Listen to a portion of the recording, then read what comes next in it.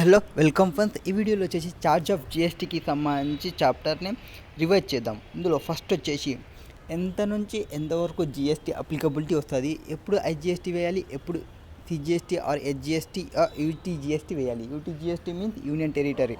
So first extent and commencement of CGST Act, GST Act, UTGST Act, GST Act. Applicability of ఏమంటే state of India within మొత్తం states ఇండియాలోనే ఉంటే మనకి ఏమేమి రావచ్చు, సిజిఎస్టీ, హెచ్జిఎస్టీ ఆర్ ఐజిఎస్టీ రావచ్చు. And union territories with legislative ఉంటే CGST, UGST వస్తుంది.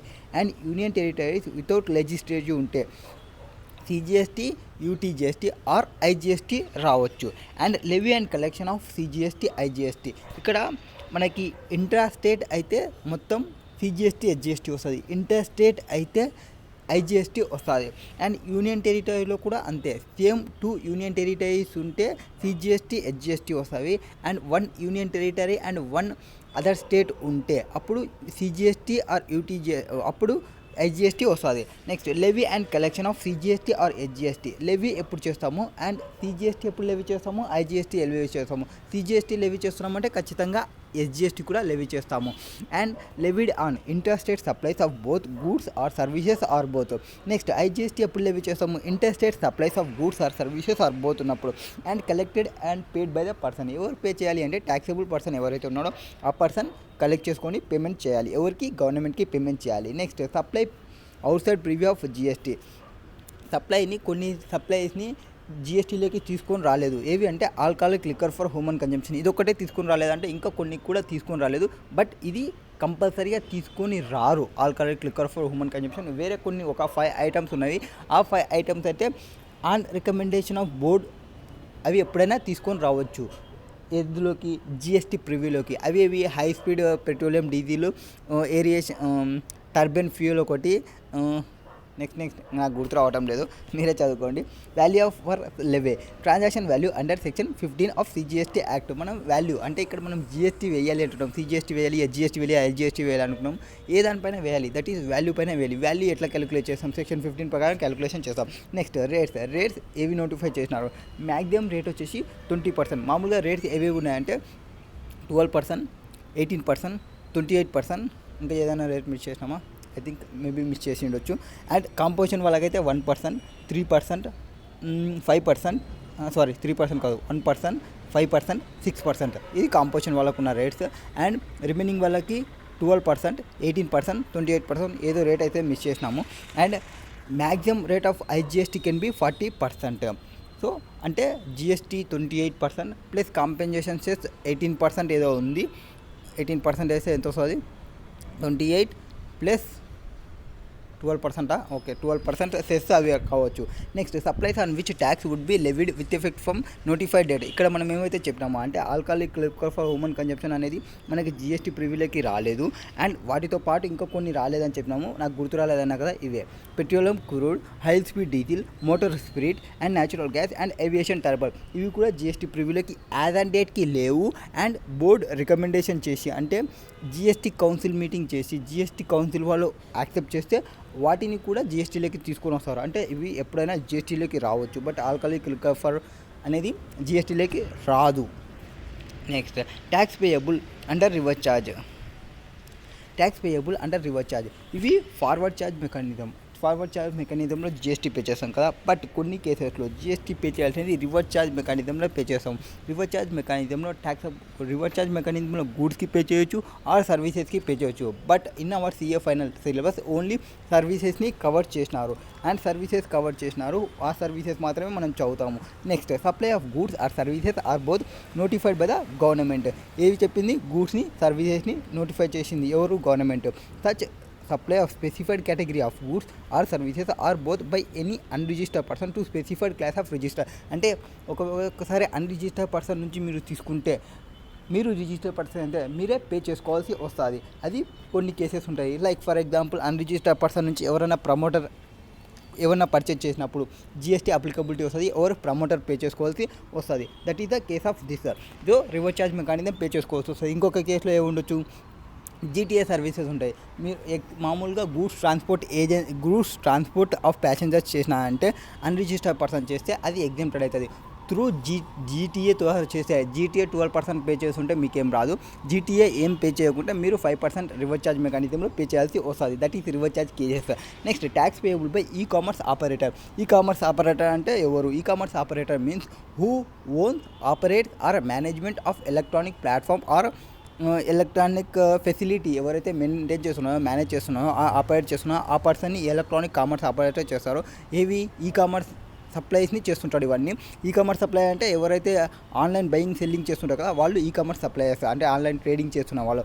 సో ఆ పర్సన్ టీసీఎస్ని కలెక్ట్ చేసుకుని tax payable by e commerce operator. The government May specify category of services the tax and supplies on which shall be paid by e commerce operator. రెగ్యులర్గా మనకి ఎవరు pay చేస్తారో? Supplier pay చేస్తారు. And కొన్ని కేసెస్లో reverse charge మెకానిజంలో రిసిపియెంట్ pay చేస్తారు. ఇక్కడ supplier pay చేయకుండా ఆ రిసిపియెంట్ పే చేయకుండా ఇంకొక మిడిల్ పర్సన్ పే చేసేవాడే e commerce operator. Next composition levy as per section 10. Section 10(1), 2 and 2A 3 సెక్షన్స్తో కంపోజిషన్ లెవీ అనేది కంప్లీట్ అయిపోతుంది. What is there in composition levy? First composition levy అంటే ఏవి? కంపోజిషన్ లెవీ మీన్స్ మామూలుగా మనకి రేట్స్ అనేది 12%, 18%, 28% ఇట్లా హ్యూజ్ రేట్స్ ఉన్నాయి కదా. ఈ హ్యూజ్ రేట్స్ కాకుండా మీరు ఇంకా చాలా తక్కువ రేట్ని మీరు పేమెంట్ చేయాలి అనుకుంటే కంపోజిషన్ స్కీమ్ని తీసుకోవచ్చు. కంపోజిషన్ స్కీమ్ తీసుకోవడం వల్ల కంపోజిషన్ స్కీమ్ ఎవరికి applicable? Specify category of small tax payers to pay GST at very low rate on basis of turnover. So మీ యొక్క టర్న్ ఓవర్ పైన స్మాల్ రేట్తో మీరు పే చేయొచ్చు, వెరీ లో రేట్తో. Next advantages, low rate of tax. So ఇక్కడ ఏముంటుంది? Advantages low rate of tax ఉంటుంది. Hassle free simple procedure for such tax payer ఉంటుంది. Simple calculation of tax based on turn over. మీ యొక్క turnover పైన సింపుల్గా ఒక రేట్ వేసేస్తే చాలు. నెక్స్ట్ ఏవి వెరీ సింపుల్ యాన్యువల్ రిటర్న్. ఇక్కడ వచ్చేసి వాళ్ళకి ఏవేవి రిటర్న్స్ ఉంటాయి? మామూలుగా రెగ్యులర్గా CMP-08 పేమెంట్ చేస్తుంటారు, అంటే CMP-08 దీంతో పేమెంట్ చేస్తుంటారు. అండ్ పేమెంట్ చేసిన తర్వాత యాన్యువల్లీ ఒక రిటర్న్ వేస్తుంటారు. రిటర్న్ GSTR 4 వేయాలి. అండ్ యాన్యువల్ రిటర్న్ వచ్చేసి GSTR 9 వేయాలి. Annual return is different from 9A and 4 వచ్చేసి మీరు CMP-08ని పేమెంట్ చేస్తున్నారు కదా, ఇది ఓన్లీ పేమెంట్కి సంబంధించి. అన్ని పేమెంట్ని అన్ని ఒక రిటర్న్లో చూపించేదే GSTR 4. అండ్ యాన్యువల్ రిటర్న్ వచ్చేసి GSTR 9 ఉంటుంది. Next composition levy provided under section 10(1) and 10(2) referred in this chapter as composition levy of goods. So composition levy provided under section 10(2A) referred in this chapter as composition services. So ఇక్కడ ఏం చెప్తారంటే simple 10(1) and 10(2)లో 3 category divide చేస్తారు. 3 category ఇక్కడ పక్కకు రాసుకున్నాం మనం. Okay, ఇక్కడ తీసుకున్నాం. 10(1)లో ఫస్ట్ ఏం చెప్తారంటే 3 కేటగిరీగా డివైడ్ చేసుకుంటారు. మ్యానుఫ్యాక్చర్ని, ట్రేడర్స్ని అండ్ సర్వీసెస్లో రెస్టారెంట్ సర్వీసెస్ని, MTR, మొత్తం 3 సర్వీసెస్ని డివైడ్ చేసుకుంటారు. వీళ్ళకి applicable rate 1%, that is 0.5% of CGST, 0.5% of SGST. And ఇక్కడ ట్రేడర్కి 1%. అండ్ ఇక్కడ రెస్టారెంట్ సర్వీసెస్కి I think 5%. Okay, 5% rate is applicable. సర్వీసెస్లో ఓన్లీ వీళ్ళు ఒక్కటే వచ్చినారు. మిగతా ఎవరి సర్వీసెస్కి ఈ కంపోజిషన్ లెవీ అనేది అప్లికబిలిటీలోకి రాదు. అండ్ ఇక్కడ మ్యానుఫ్యాక్చర్ని, ట్రేడర్స్ని ఎందుకు డివైడ్ చేసినా అంటే మ్యానుఫ్యాక్చర్కి తీసుకునేటప్పుడు టర్న్ ఓవర్ వచ్చేసి టోటల్ టర్న్ ఓవర్ తీసుకుంటాము, that is taxable plus exempted టర్న్ ఓవర్ని తీసుకుంటాము. వేర్ హ్యాస్ ట్రేడర్ వచ్చేసి గూడ్స్కి సంబంధించి ట్రేడర్ అయితే ఓన్లీ ట్యాక్సబుల్ టర్న్ ఓవర్ తీసుకోవాలి. అండ్ ఇక్కడ రెస్టారెంట్ సర్వీసెస్కి టోటల్ టర్న్ ఓవర్ని తీసుకుంటాము. ఇది సెక్షన్ 10(1) చెప్తుంది. సెక్షన్ 10(1) ఇది చెప్తుంది. నెక్స్ట్ 10(2) ఏం చెప్తుంది అంటే ఓన్లీ ఈ పర్సన్స్ తీసుకున్నాం కదా, ఇన్ఎలిజిబుల్ పర్సన్స్ ఎవరున్నారు అనేది ఇక్కడ చెప్తుంది. Ineligible for taking composition scheme. ఎవరు ఉంటారు కంపోజిషన్ స్కీమ్ని ఇన్ఎలిజిబుల్ అంటే? ఎవరైతే ఇంటర్ స్టేట్ అవుట్వర్డ్ సప్లైస్ చేస్తుంటారో వాళ్ళు కంపోజిషన్ స్కీమ్ని తీసుకోవడానికి రాదు. అండ్ ఎవరైతే pan masala, ice cream, edible oil and bricks, fly ash bricks or రూఫ్కి సంబంధించి చేస్తుంటారో ఇవి ప్రొవైడ్ చేస్తున్న వాళ్ళకి కంపోజిషన్ స్కీమ్ అప్లికబిలిటీలోకి రాదు. ఇంటర్ స్టేటు అండ్ ఇందాక ప్రొవైడ్ చేసిన సర్వీసెస్. అండ్ ఇంకెవరు నెక్స్ట్ పర్సన్స్ వచ్చేసి సర్వీస్ ప్రొవైడర్స్కి రాదు. సర్వీస్ ప్రొవైడర్స్లో except this restaurant service. And next 10(2A ఈ సపరేట్. నెక్స్ట్ ఇంకా ఎవరికి రాదు ఈ కంపోజిషన్ స్కీమ్ అంటే? ఐ థింక్ ఇంకా రాదు, మనకి అక్కడ ప్రొవైడ్ చేసింటే బాగుండు. Next procedure for opting. Next ఇంకా 10(2)A ఉంది కదా. ఓకే, 10(2)A అంటే ఏమి, 10(2)A అంటే ఏమి అండ్ ఇక్కడ వీళ్ళకి ఎవరికి అప్లికబుల్ అవుతుంది అంటే మ్యానుఫ్యాక్చర్, ట్రేడర్, రెస్టారెంట్ సర్వీసెస్ అన్నాం కదా. ఎవరికి అప్లికబుల్ టర్న్ ఓవర్ ఎంత అంటే 1.5 crores is applicable turnover. This is అందరికీ and but 75 lakhs for specified special category states except Himachal Pradesh, Assam, Jammu and Kashmirs. And ఇక్కడ 75 lakhs కొన్ని స్పెషల్ కేటగిరీ స్టేట్స్ ఏవైతే ఉన్నాయో వాటన్నిటికీ 75 lakhs టర్న్ ఓవర్ని చూసాము. రిమైనింగ్ స్టేట్స్ కంటే 1.5 crores చూసాము. స్పెషల్ కేటగిరీ స్టేట్స్లో హిమాచల్ ప్రదేశ్, అస్సాం, జమ్మూ కాశ్మీర్ని రిమూవ్ చేసేసాము. ఇక్కడ 75 lakhsకి ఎవరెవరు వస్తారు అంటే మిజోరం, మణిపూర్, మేఘాలయ, నాగాల్యాండ్, సిక్కిం, త్రిపుర ఇవన్నీ మనకి ఇందులో వచ్చేసాయి. ఇందులో 75 lakhs టర్న్ ఓవర్ చూసాము. రిమైనింగ్ వాళ్ళకి 1.5 crores చూస్తాము. ఇది ఏది సెక్షన్ 10(1) డీల్ చేసేది. అండ్ 10(2)A ఏం చెప్తుంది అంటే ఎవరైనా ఉండండి అండ్ ఇక్కడ మనకి service only trading of goods అవి చెప్పినాం కదా. బట్ ఎవరైనా సర్వీసెస్ ప్రొవైడ్ చేస్తుంటే రాదు అని చెప్పినాము. బట్ సర్వీసెస్లో ఆ సర్వీసెస్ ప్రొవైడ్ చేయొచ్చు up to a marginal of 10% of aggregate turnover, previous aggregate టర్న్ ఓవర్లో 10% or 5 lakhs whichever is higher చూసుకొని ఇంతవరకు మనం టర్న్ ఓవర్ సర్వీసెస్ని ప్రొవైడ్ చేయొచ్చు. ఇన్ అడిషన్ టు మ్యానుఫ్యాక్చరింగ్ కానీ or in addition to restaurant services కానీ ప్రొవైడ్ చేసిన కాంపోజిషన్స్కి లెవీ చేయడానికి లేదు. ఒకవేళ అది 12% ప్రొవైడ్ చేస్తుంటే అప్పుడు కాంపోజిషన్ లెవీ నుంచి ల్యాబ్స్ అయినట్లు రెగ్యులర్ నార్మల్ ట్యాక్స్ పేయబుల్ ఎంతైతే ఉందో ఆ ట్యాక్స్ చేయాల్సి వస్తుంది. అట్లా కాకుండా సెక్షన్ 10(2)Aలో కానీ మీరు కానీ రిజిస్టర్ చేసుకుంటే 10(2)A అంటే ఏమి, వీళ్ళ యొక్క అగ్రిగేట్ టర్న్ ఓవర్ 50 lakhs చూస్తాము. Less than 50 lakhs aggregate turn over in previous year ఉంటే వాళ్ళు ఈ కాంపోజిషన్ స్కీమ్ని తీసుకోవచ్చు. ఇక్కడ ట్యాక్స్ రేట్ ఎంత ఉంటుందంటే 6% ట్యాక్స్ రేట్ ఉంటుంది. That is 6% for CGST 3%, SGST 3% ఉంటుంది. సో 6% మీరు GSTని కలెక్ట్ చేసుకుంటారు. కలెక్షన్ ఏమి ఉండదు, 6% GSTని పే చేస్తాము. నెక్స్ట్ ఇది 10(2)Aకి సంబంధించి ఇక్కడ చెప్పినది అవే. మనకి ఎక్కడ చెప్పినారు, మనకి ఇక్కడ చెప్పినారు కదా 10(1) అండ్ 10(2) అండ్ 10(2)A సంబంధించి. Next procedure for opting scheme, category of persons how to exercise option, effective date of composition scheme. That is మీరు ఒక న్యూ రిజిస్ట్రేషన్ అయితే, న్యూ రిజిస్ట్రేషన్ అంటే intimation in registration form REG1 మీరు submit చేస్తుంటారు కదా. I think REG1ని మీరు submit చేసేటప్పుడు అందులో పార్ట్ బిలో కాంపోజిషన్ స్కీమ్ అనేది మీరు యాక్సెప్ట్ చేసుకోవాలి. Effective date of composition scheme ఎప్పటి నుంచి ఎఫెక్టివ్ డేట్ అంటే effective date from the effective date of registration నుంచి మీరు ఎఫెక్టివ్లోకి వస్తాయి. ఆర్ మీరు register person opting for composition అంటే మీరు ఆల్రెడీ రిజిస్టర్ పర్సన్ నుంచి స్విచ్చింగ్ ఫ్రమ్ కాంపోజిషన్ లేకపోతుంటే ఇప్పుడు ఇంటిమేషన్ని ప్రొవైడ్ చేయాలి. ఇంటిమేషన్ ప్రొవైడ్ చేయడానికి ఒక ఫామ్ ఉంటుంది.